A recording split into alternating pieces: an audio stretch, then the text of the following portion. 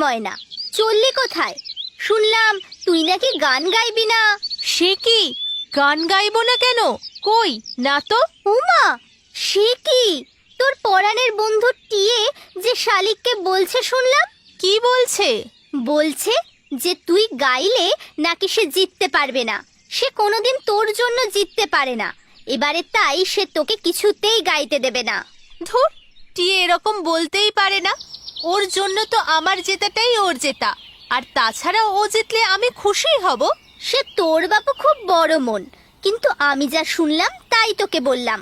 বিশ্বাস না হয় নিজে কানে গিয়ে শুনে আয়। এখনো ওরা ওই মোড়ের মাথায় দাঁড়িয়ে কথা বলছে মনে হয়। আমার বাপু দেরি হয়ে যাচ্ছে, আমি যাই। এই বলে চড়ুই ওখান থেকে চলে গেল। ময়না কিন্তু চড়ুইয়ের কথা বিশ্বাস করলো না। তবুও তার মনটা কেমন যেন খুঁতখুত করতে লাগলো। আর সে মনে মনে ভাবলো, ধুর ধুর, চড়ুই কি সব আজে বাজে কথা বলে গেল, একবার গিয়ে দেখে আসি। কিন্তু টিয়ে আমার নামে কিছু বলেছে, এ আমি বিশ্বাস করতেই পারবো না। তো এইসব ভাবতে ভাবতে ময়না এগিয়ে চলল পল্লীর মোড়ের দিকে। এদিকে শালিক টিয়ার সাথে কথা বলে টিয়ার মুখ থেকে বেফাস কিছু কথা বের করার জন্য আপ্রাণ চেষ্টা করলো। কেন? কষ্ট হতে যাবে কেন রে? না, তুই তো ভালোই গাস, তাও তুই জিতিস না, ময়নাই জেতে। তাতে কি হয়েছে? ও আর আমি তো হরিহর আত্মা, ওর জেতার আমার জেতা কি আলাদা নাকি? ওসব তোর ভালো মানুষের কথা। পণ্ডিত মশাই যদি ময়নার প্রতি এক চোখো না হতেন, তাহলে তুই বা আমিও জিততে পারতাম। কেন বাজে কথাগুলো পণ্ডিত মশাইয়ের নামে বলছিস রে? আমরা ভালো গাই, কিন্তু তুই বা আমি কেউই ময়নার মতো রেওয়াজ করি না, তাই আমরা জিততে পারি না। হয় তুই অবোধ, না হয় তুই বুঝতে পারিস না।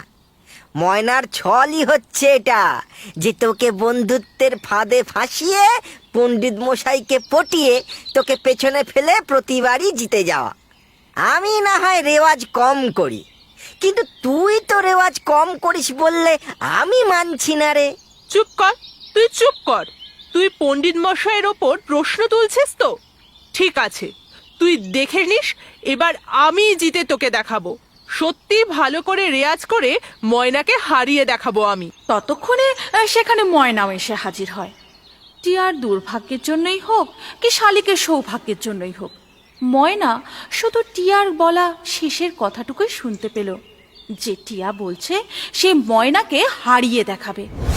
প্রথমে তো ময়না নিজের কানকে বিশ্বাসই করতে পারল না। তারপর সে চিৎকার করে টিয়াকে বলল, হ্যাঁ রে টিয়া, আমি কি কোনোদিনও তোকে জিততে বাধা দিয়েছি? তুই কিনা শেষে আমাকে প্রতিযোগিতায় চ্যালেঞ্জ ছুড়ে দিচ্ছিস। তুই একবার ভালোবেসে বললেই তোর জন্য তো আমি এমনিই হেরে যেতাম, কিন্তু এখন তো নামও দেব আর জিতবও আমি। ময়নার মুখে এত কথা একসাথে শুনে টিয়া পুরো হকচকিয়ে গেল প্রথমে। তারপরে সে নিজেকে একটু সামলে নিয়ে বলল, তুই আমায় ভুল বুঝছিস। শালিক তোর আর পণ্ডিত মশাইয়ের নামে আজে বাজে কথা বলছিল, তাই আমি ওরকম বলেছি। জিজ্ঞেস কর শালিককে। কিন্তু ময়না টিয়ার ঝগড়া লাগবে বুঝেই শালিক ওখান থেকে সরে পড়েছিল।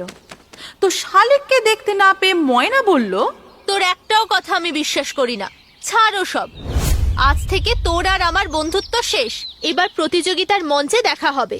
এই কথা বলে ময়না ওখান থেকে রেগে মেগে চলে গেল।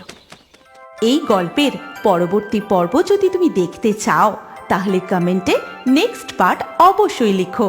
আর আমাদের রিও বার্ডস ফেসবুক পেজটি এক্ষুনি ফলো করে নাও। এই গল্পটি ভালো লাগলে লাইক করে শেয়ার করে দাও।